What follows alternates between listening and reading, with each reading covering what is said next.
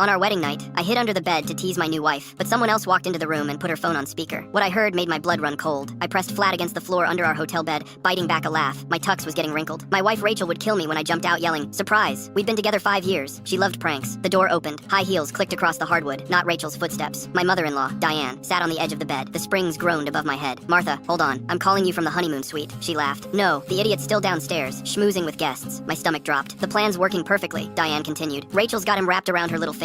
He signed the prenup I drafted, thinks it protects him. Moron doesn't know it's worthless. I had my lawyer double check. Half his trust fund becomes hers the second they hit 6 months. I stopped breathing. Better yet, his dad already transferred the lake house into both their names as a wedding gift. That's worth $2 million alone. Rachel plays the loving wife for a year, then we claim irreconcilable differences. She walks away with millions. My blood turned to ice. "Oh, you should have seen him at the altar, actually crying, like he won the lottery," she cackled. "Martha, the boy is pathetic. Rich, yes, but pathetic. Rachel doesn't even have to sleep with him much. She can claim she's tired from work." Rachel, my Rachel, the woman I just married. His father's the real jackpot though. When the old man dies, everything goes to the son. And if Rachel's still married to him, even better. We're talking 50 million. Martha, 50 million. Rachel just has to stick it out. I felt like I'd been punched in the gut. Diane stood up. "Anyway, I have to get back downstairs before anyone notices. Keep this between us. Rachel's playing her part beautifully. I'll call you tomorrow." She left. I lay there, shaking. Not from cold, from rage. Rachel didn't love me. She never had. 5 years of lies. Every kiss. Every "I love you." All fake. A con. I pulled out my phone. Hit record the second I'd heard Diane's voice. I had everything. I crawled out from under the bed. Called my lawyer. "Tom, I need an annulment. I have proof of fraud. Sending it now." "You've been married 3 hours. Just listen to the recording." 30 seconds later. "Holy hell, yeah, this voids everything. The prenup, the house transfer, all of it. Good, I'm going downstairs." The reception was in full swing. Crystal chandeliers, string quartet, 300 guests. Rachel's family had spared no expense. With my money, Rachel rushed over, gorgeous in her white dress. "There you are. Everyone's waiting for our first dance. I have a surprise first." Her eyes lit up. "Really? What?" I took the microphone from the DJ, tapped it, the music stopped. "Everyone, can I have your attention?" My voice echoed through the ballroom. "I want to thank you all for being here on this special day." Rachel beamed beside me. Diane stood near the cake table, smiling. "Marriage is built on trust," I continued. "On honesty, on love. At least that's what I thought." Rachel's smile faltered. "About an hour ago, I was hiding under the bed in our honeymoon suite." I paused. I wanted to surprise my bride, but someone else walked in first. Diane went white. I recorded everything. I held up my phone. "Want to hear what your mother said about me, Rachel?" "Ryan, don't." I hit play. Diane's voice filled the ballroom. Clear, loud, damning. "The plan's working perfectly. Rachel's got him wrapped around her little finger. The moron doesn't know the prenup is worthless." Gasps rippled through the crowd. Rachel grabbed my arm. "Stop, please." I let it play. Every word. The trust fund, the lake house, the 50 million. Rachel playing her part, me being pathetic. When it ended, the silence was deafening. Rachel's face was white. Tears streamed down her cheeks. "I can explain." "Explain what? That you never loved me? That this was all a con?" I looked at the crowd. 300 witnesses, all recording on their phones. Diane pushed through the guests. "That recording is illegal. Georgia's a one-party consent state. I can record anyone I want." I turned to my father. "Dad, the lake house transfer." "Already frozen," he said coldly. "Called my lawyers during the recording." I looked at Rachel, at the woman I'd loved for 5 years. "My lawyer's filing for annulment Monday morning. Fraud voids everything." "You can't do this," she screamed. I just did. I handed the microphone back to the DJ and walked toward the exit. Full story on the channel linked below.